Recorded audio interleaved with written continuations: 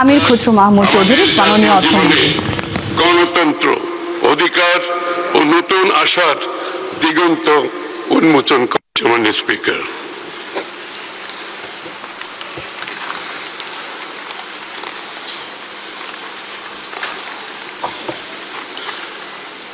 দেশ ও জনগণের প্রতিটি ক্রান্তি লগ্নে শহীদ প্রেসিডেন্ট জিয়াউর রহমান এবং পরবর্তীতে দেশনেত্রী বেগম খালেদা জিয়ার নেতৃত্বে বিএনপি বরাবরই জনগণের আশা আকাঙ্ক্ষার পক্ষে অবস্থান নিয়েছে এবং দেশকে এগিয়ে নিয়েছে।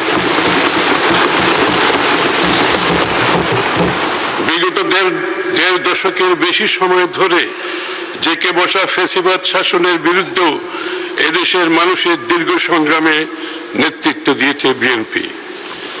2016 সালের ভিশন 2030, 2022 সালের রাষ্ট্র মেরামতের 27 দফা এবং 2023 সালের যুগপৎ আন্দোলনের 31 দফার ভিত্তিতে বিএনপির নেতৃত্বে যে আন্দোলন গড়ে উঠেছে সেটি ফ্যাসিবাদ বিরোধী গণ অভ্যুত্থানের জমিন তৈরি করেছে।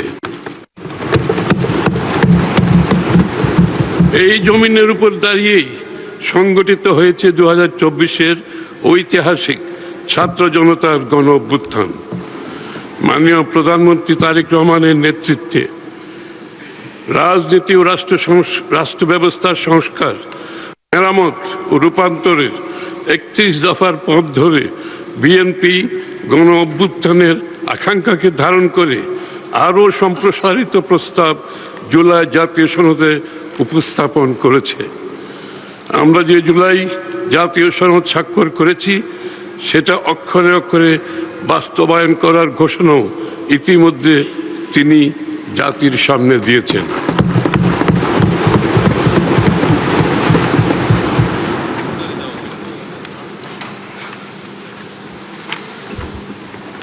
কিন্তু এটাও একের সাথে মনে রাখা দরকার, অর্থনীতির গণতন্ত্রায়ন, ইকোনমিক ডেমোক্রেটাইজেশন, অর্থাৎ সব মানুষের জন্য অন্তর্ভুক্তিমূলক ও জবাবদিহিপূর্ণ অর্থনৈতিক ব্যবস্থা ও মানবিক বিবেচনা সম্পন্ন সামাজিক সাংস্কৃতিক সম্পর্ক গড়ে ওঠা ছাড়া এই রাজনৈতিক সংস্কার টেকসই হবে না।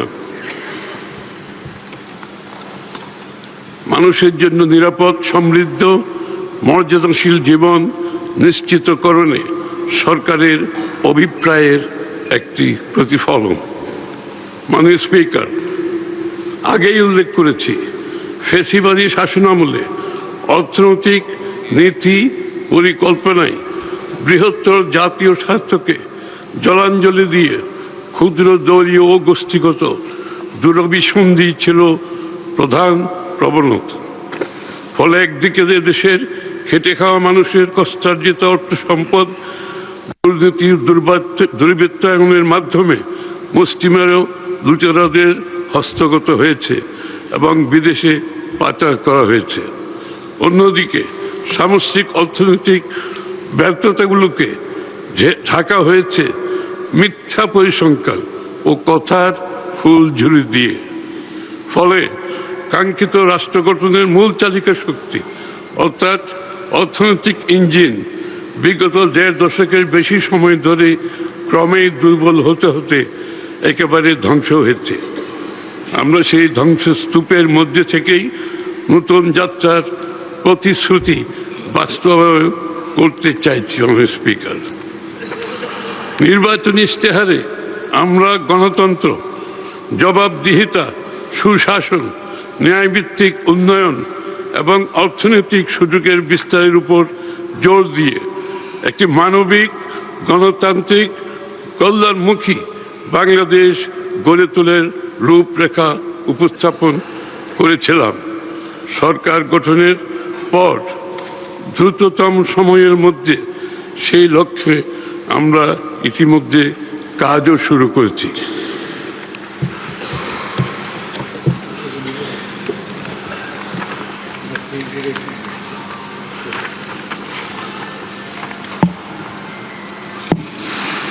মাননীয় স্পিকার, জনগণের গৌরবময় গণ অভ্যুত্থানের ফলশ্রুতিতে তৈরি হওয়া নতুন গণতান্ত্রিক আকাঙ্ক্ষা বাস্তবায়নে আমাদের এই অনন্য অভিযাত্রার শুরুতেই ভূ রাজনৈতিক অস্থিরতার জেরে আমরা নতুন ও তীব্রতর চ্যালেঞ্জের মুখোমুখি হয়েছি। মধ্যপ্রাচ্যে যুদ্ধ পরিস্থিতির পাশাপাশি গোটা বিশ্বে যে নতুন রাজনৈতিক অর্থনৈতিক মেরুকরণের বাস্তবতা তৈরি হয়েছে তা গোটা বিশ্বকে, বিশেষ করে আমাদেরকে বড় চ্যালেঞ্জের সম্মুখীন করেছে।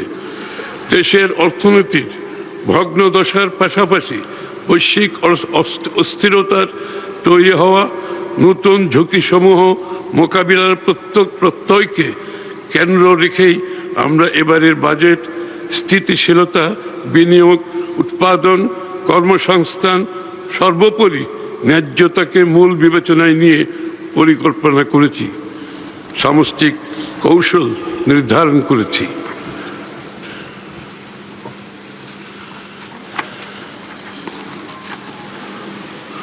ফিরিয়ে আনতে চাই, এজন্য সরকার 10টি প্রধান অগ্রাধিকার বিবেচনায় রেখে বাজেট প্রস্তাব দাঁড় করিয়েছে।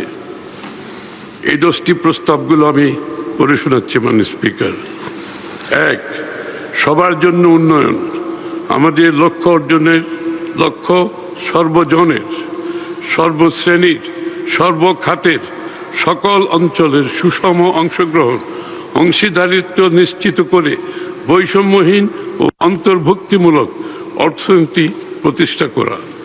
2, সবার জন্য মানসম্পন্ন শিক্ষা ও স্বাস্থ্যসেবা সকল নাগরিকের মৌলিক অধিকার হিসেবে বাস্তবমুখী, দক্ষতা নির্ভর, মূল্যবোধ ভিত্তিক শিক্ষা ব্যবস্থা বাস্তবায়নের মাধ্যমে তরুণ প্রজন্মকে যোগ্য মানব সম্পদে পরিণত করা। দ্বিতীয়ত, মৌলিক অধিকার হিসেবে সবার জন্য মানসম্মত সর্বজনীন স্বাস্থ্য সুরক্ষা নিশ্চিত করা।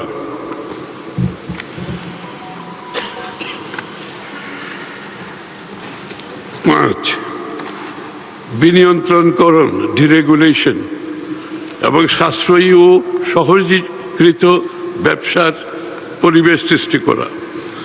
বিনিয়ন্ত্রণের মাধ্যমে সরকারি কাজে বিলম্ব ও অপ্রয়োজনীয় ধাপ পরিহার করে একটি স্বচ্ছ, সহজ ও সাশ্রয়ী ব্যবসা সহায়ক পরিবেশ গড়ে তোলা।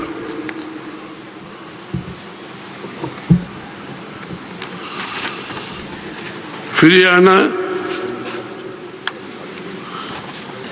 এবং খাল খনন কর্মসূচি পুনরায় শুরু করার মাধ্যমে একটি টেকসই,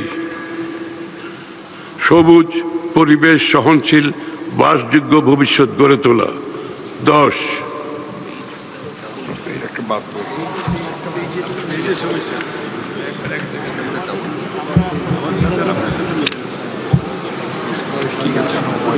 আট, 9, 5, 8, 9, 8 তো ঠিক আছে, 8 আচ্ছা ঠিক আছে, এই তো 9 তো প্রাণ প্রকৃতি, আচ্ছা আচ্ছা আর্থিক খাতে, সরি। 5-এর পরে বিনিয়ন্ত্রণের পরে 6 হচ্ছে আর্থিক খাতের স্থিতিশীলতা। ব্যাংক ও আর্থিক খাতের শৃঙ্খলা, স্বচ্ছতা, জবাবদিহিতা প্রতিষ্ঠা করে আমানতকারীদের আস্থা ও দায়বদ্ধতা ফিরিয়ে আনা। পুঁজিবাজার সংস্কারের মাধ্যমে বিনিয়োগ উৎসাহ প্রদান।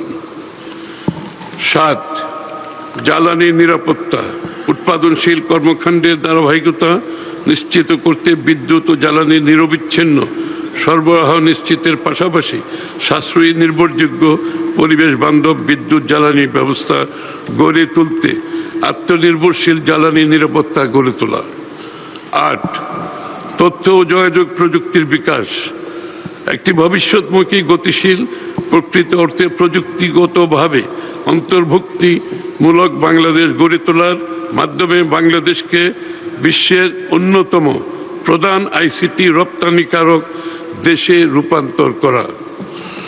9, প্রাণ প্রকৃতি, পরিবেশ ও পানি সম্পদ ব্যবস্থাপনা, জলবায়ু পরিবর্তনের অভিঘাত থেকে দেশকে রক্ষা করা ও জীবন বৈচিত্র্য সুরক্ষার জনগণের অংশগ্রহণে বনায়নকে একটি সবুজ বিপ্লবে রূপান্তর, উন্নয়ন কর্মকাণ্ডে পরিবেশগত বিবেচনার পাশাপাশি নদী সমূহের নব্যতা ফিরিয়ে আনা এবং খাল খনন কর্মসূচি পুনরায় শুরু করার মাধ্যমে একটি টেকসই, সবুজ ও পরিবেশ সহনশীল বাসযোগ্য ভবিষ্যৎ গড়ে তোলা।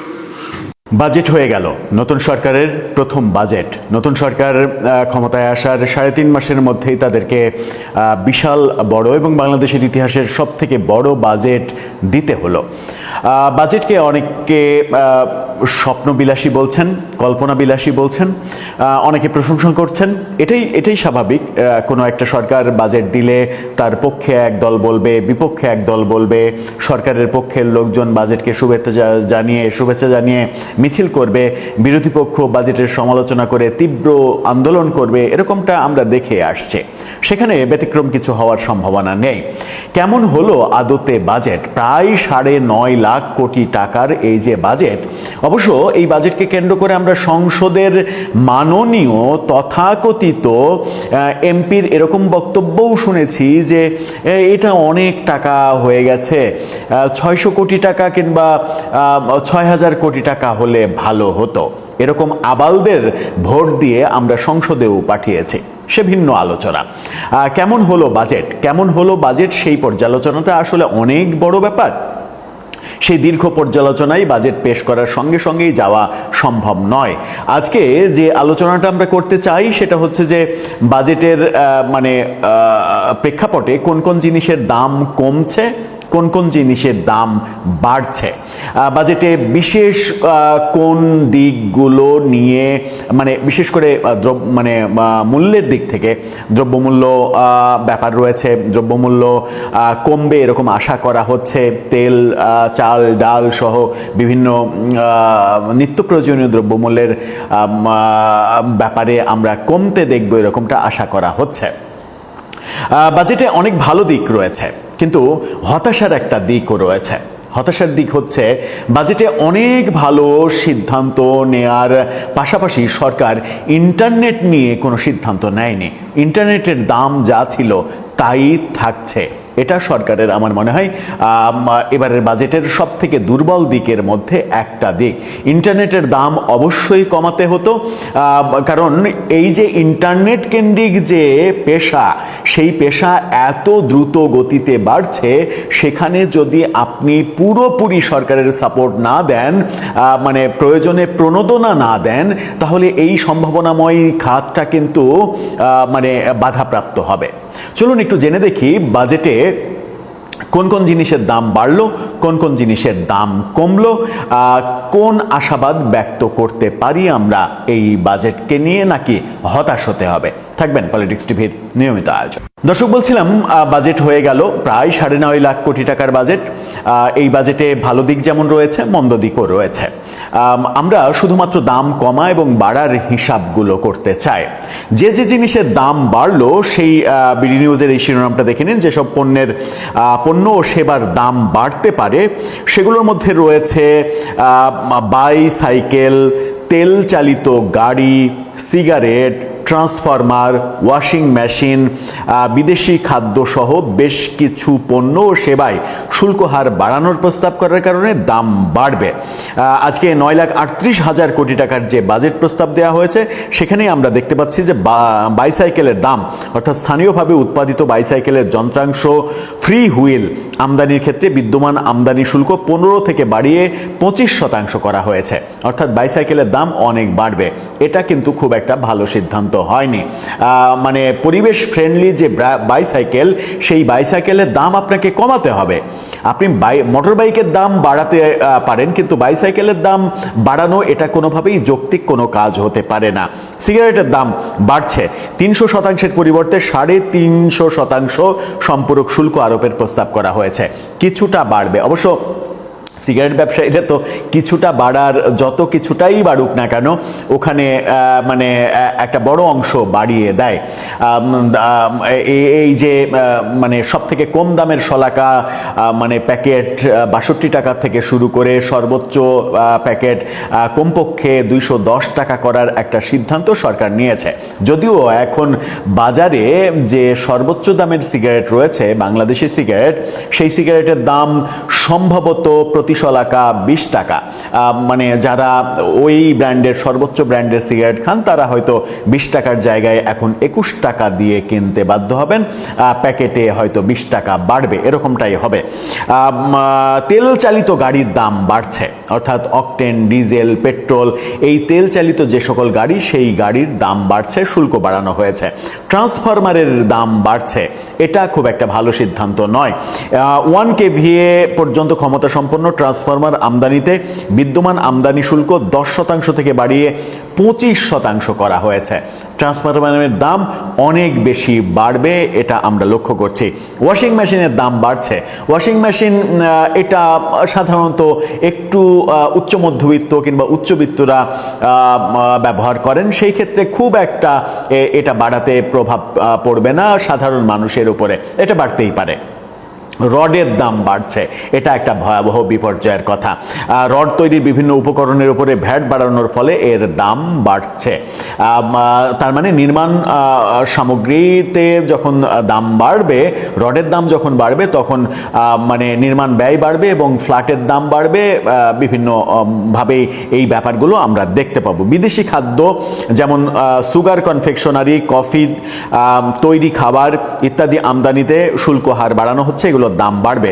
বিদেশি কাজু বাদামের দাম বাড়বে। বিদেশি পাঙাশের ফিলেট, আমি এটা ঠিক বুঝি না, দেশীয় মৎস্য প্রক্রিয়াকে মানে উৎসাহিত করার জন্য পাঙাশ মাছের ফিলেটের উপরে 20% সম্পূরক শুল্ক আরোপ করা হয়েছে। মানে নতুন করে এটা ছিল না, 20% করা হয়েছে। বিদেশি মধুর দাম বাড়ছে, বিদেশি সুপারির দাম বাড়ছে, বিদেশি লিপ লাইনার ও gel, lip gel, lip liner, এগুলোর দাম বাড়ছে। বিদেশি গ্যাস সিলিন্ডারের দাম বাড়ছে। এই ব্যাপারগুলো রয়েছে দাম বাড়ার ক্ষেত্রে। সাথে যারা একটু দুষ্টু প্রকৃতির মানুষ, যারা মদ্যপান করেন, তাদের জন্য খারাপ খবর হচ্ছে দেশি যে মদ, দেশি মদ মানে দেশি ব্র্যান্ড তো একটাই, কেরু, যেটা কুষ্টিয়ার দর্শনায় অবস্থিত, যদিও সেটা সরকারি কোম্পানি। বাংলাদেশের মানে ওই কোম্পানিটা চিনি শিল্পে ব্যাপক বিস্তর লস করলেও এই কেরু মদ তৈরি করে তারা বিশাল অঙ্কের মুনাফা করছে। সেখানে মানে শোনা যাচ্ছে যে প্রতি লিটারে 500 টাকা নতুন করে ভ্যাট যুক্ত করা হচ্ছে। সুতরাং প্রতি লিটারে অন্তত 500 টাকা বেড়ে যাচ্ছে। যারা মানে এটাতে অভ্যস্ত, তাদের জন্য এটা খারাপ খবর। এটা নিয়ে আবার এরকম ট্রলও হচ্ছে সামাজিক যোগাযোগ মাধ্যমে যে বাংলাদেশে বিচি শিল্পকে উৎসাহিত করার জন্য, কিংবা ওই চুয়ানি শিল্পকে উৎসাহিত করার জন্য, কিংবা গাঁজা শিল্পকে উৎসাহিত করার জন্য এই মদের দাম বাড়ানো হচ্ছে, যেন যারা ইয়াবা ব্যবসা করে, বিচি ব্যবসা করে, তারা যেন ফুলে ফেপে উঠতে পারে। এরকম সমালোচনাও আমরা দেখছি। অন্যদিকে যে সকল দাম মানে আমরা দেখছি যে কমছে, সেই কমার দিকে যদি দৃষ্টি দিই তাহলে সেখানে কিছু সুখবর আছে। যেমন বললাম, ইন্টারনেটের দাম বাড়ছেন মানে কমছে না, এটা একটা খারাপ খবর। অবশ্যই এটা বাজেটে রিভিউ করতে হবে এবং ইন্টারনেটের দাম কমাতে হবে। কিন্তু সেই ক্ষেত্রে একটা ভালো খবর আছে। প্রফেসর ইউনূসের আমলে কম্পিউটার জগতে যে অস্থিরতা তৈরি হয়েছিল, সেই অস্থিরতা এবার বোধহয় থামছে। প্রফেসর ইউনূসের আমলে 10,000 12,000 টাকার একটা হার্ড ডিস্কের দাম 60,000 65,000 টাকা হয়েছিল। যারা মানে কম্পিউটার একটা কিনতে যাবেন, যে টাকায় একটা পুরো কম্পিউটার হয়ে যায়, একটা ডেস্কটপ কম্পিউটার হয়ে যায়, সেই টাকা খরচ করতে হচ্ছিল বিগত 1.5 বছরে 2 বছর ধরেই একটা হার্ড ডিস্কের পেছনে। ব্যক্তিগতভাবে আমিও এটা মানে এটার মুখোমুখি হয়েছি। যে হার্ড ডিস্ক 6 মাস আগে ওই সরকার আসার পরপরই যে হার্ড ডিস্ক কিনেছি আমি 12-13 হাজার টাকায়, সেই হার্ড ডিস্ক পরবর্তীতে দেখেছি যে 60-65 হাজার টাকা দাম, যেটা এখনো বিদ্যমান, সেই দামটা কমছে। এটা একটা সুখের খবর। চলুন কি ব্যাপারে দাম কমছে একটু একটু আমরা জেনে দেখি। কিডনি ডায়ালিসিস ফিল্টার আমদানিতে শুল্ক কমানো হচ্ছে, কিডনি চিকিৎসাতে দাম কমবে। হার্টের রিং বসানোতে সেখানে প্রায় 20% শুল্ক কমানো হচ্ছে। ধারণা করা হচ্ছে যে অন্তত প্রতিটি রিংয়ের ক্ষেত্রে কমপক্ষে 20,000 টাকা কমবে। এটা একটা ভালো দিক। মানে 20% না, 10% ভ্যাট প্রত্যাহার করা হচ্ছে, সেই কারণে 20,000-এর মতো টাকা কমবে এরকমটা ভাবা হচ্ছে। এছাড়া চোখের প্রতিটা ইন্ট্রাকুলার লেন্সের দাম কমে যেতে পারে 5,000 টাকার বেশি। অর্থাৎ চোখের যে লেন্স লাগানো হয় সেই লেন্সের উপরে শুল্ক কমানো হচ্ছে, সেখানেও দাম কমবে। বিশেষ চাহিদা সম্পন্ন ব্যক্তিদের ব্যবহারের জন্য আমদানি করা 15টি পণ্যের অগ্রিম আয়কর হার 2% থেকে 1% করা হচ্ছে। সেই কারণে বিশেষ চাহিদা সম্পন্ন ব্যক্তিদের ব্যবহার্য সমস্ত জিনিসের দাম কমবে। স্বর্ণ এবং স্বর্ণালঙ্কারের দাম মানে সেটা দিয়ে তৈরি করা দ্রব্যাদির দাম কমছে, সেখানে শুল্ক কমানো হচ্ছে। ইলেকট্রিক বাস, ট্রাক আমদানি, ইলেকট্রিক চার্জিং স্টেশন এইগুলোর দাম কমছে। অর্থাৎ ইলেকট্রিক বাস কিংবা ইলেকট্রিক যানবাহনকে উৎসাহিত করার চেষ্টা করছে সরকার। কম্পিউটারের যত কিছু আছে, computer, printer, desktop computer, laptop computer, SSD সহ সব কিছুর ওপরে যে মানে শুল্ক ছিল, সেই শুল্ক পুরোপুরি মানে একটা জায়গায় প্রিন্টারের ওপরে 5% থেকে 2% নামানো হয়েছে। অন্যদিকে আমরা দেখছি যে laptop, desktop, computer server, computer printer, computer monitor আমদানির ক্ষেত্রে সমুদয় আমদানি শুল্ক, রেগুলেটরি শুল্ক, সম্পূরক শুল্ক ও ভ্যাট প্রত্যাহারের প্রস্তাব করা হয়েছে। অর্থাৎ কম্পিউটার সামগ্রীর দাম ব্যাপক হারে কমবে, এসএসডির দামও কমবে। এটা একটা ভালো খবর। মোবাইলের সিমের দামের উপরে যে 300 টাকা সিম ট্যাক্স ধার্য করা হয়েছিল সেটা প্রত্যাহার করা হয়েছে। অর্থাৎ এখন ইচ্ছা করলে মোবাইল কোম্পানিগুলো বিনা পয়সায় সিম কার্ড দিতে পারবে। অবশ্য সেখানে 15 টাকা যোগ হবে, প্রতি 100 টাকায় 15% ভ্যাট যুক্ত করা হয়েছে। অর্থাৎ মোবাইল কোম্পানি যদি সিম 20 টাকায় দিতে চাই, তাহলে সেটা হয়তো 22, 23, 25 টাকায় আপনি সিমটা পেয়ে যাবেন। সরকার যে 300 টাকা নিচ্ছিল সেই 300 টাকা আর নেবে না। এখানে দেখা যাচ্ছে আরও কিছু ব্যাপার। Point of sales POS machine আমদানির ক্ষেত্রে দাম কমছে। সিনথেটিক ওভেন ফেব্রিক্স আমদানিতে দাম কমছে। রিফ্যাক্টরি সিমেন্ট শিল্পের প্রধান কাঁচামালের দাম মানে শুল্ক কমানো হচ্ছে, দাম কমছে। ডিটারজেন্ট উৎপাদনকারী শিল্পের অন্যতম প্রধান কাঁচামাল, সেটার উপরে শুল্ক কমছে, সুতরাং ডিটারজেন্টের দাম কমবে। দেশীয় ফ্লোট গ্লাস উৎপাদনকারী প্রতিষ্ঠানের 5টি কাঁচামাল আমদানিতে সেখানে শুল্ক কমছে, গ্লাসের দাম কমবে। টায়ার টিউব উৎপাদনকারী অর্থাৎ টায়ার টিউবের দাম কমবে। স্থানীয় স্কিন কেয়ার ও বিউটি প্রোডাক্ট উৎপাদন শিল্পের 2টি কাঁচামাল আমদানিতে 30% যে শুল্ক দিতে হতো সেটা 10% দিতে হবে। সেই বিউটি প্রোডাক্টের দাম অনেক কমে যাবে।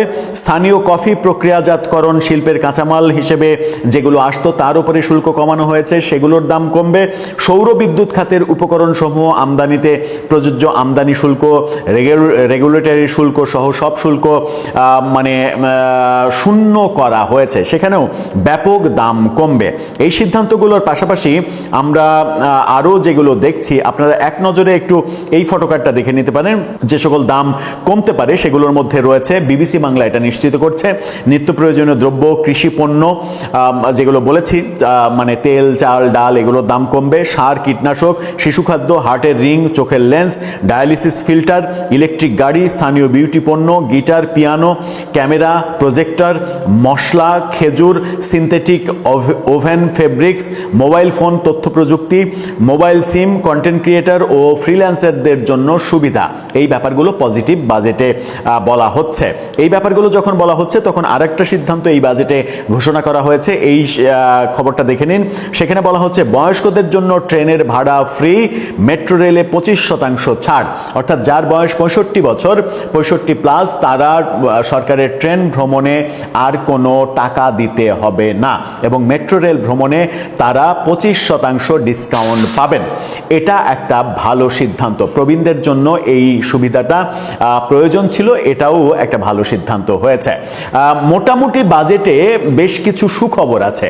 এই সুখবরগুলোর সঙ্গে যদি ইন্টারনেটের দাম কমানো সহ আরও কিছু যুক্ত করা হয় তাহলে একটা আগামী প্রজন্ম এবং এই প্রজন্মের জন্য দারুণ একটা ব্যাপার হতে পারে। আমার মনে হয় যে এই বাজেটে বাজেট ঘোষণার আগে যে নেগেটিভ ব্যাপারগুলো আলোচনা হচ্ছিল অতটা নেগেটিভ ব্যাপার ঘোষণার পরে আমরা আপাত অর্থে মোটা দাগে দেখতে পাচ্ছি না। এই বাজেট নিয়ে বিস্তর আলোচনা হবে, বিশদ পর্যালোচনা হবে। বাজেটের অভ্যন্তরের অনেক খুঁটিনাটি বিষয় এখনো যেগুলো আমরা জানি না সেগুলো আস্তে আস্তে বেরিয়ে আসার পরে আমরা পরিষ্কার হতে পারবো যে বাজেটের মূল চিত্রটা কি দাঁড়াচ্ছে। দর্শক, আপনার মতামত এ ব্যাপারে জানিয়ে লিখতে পারেন আমাদের কমেন্ট বক্সে।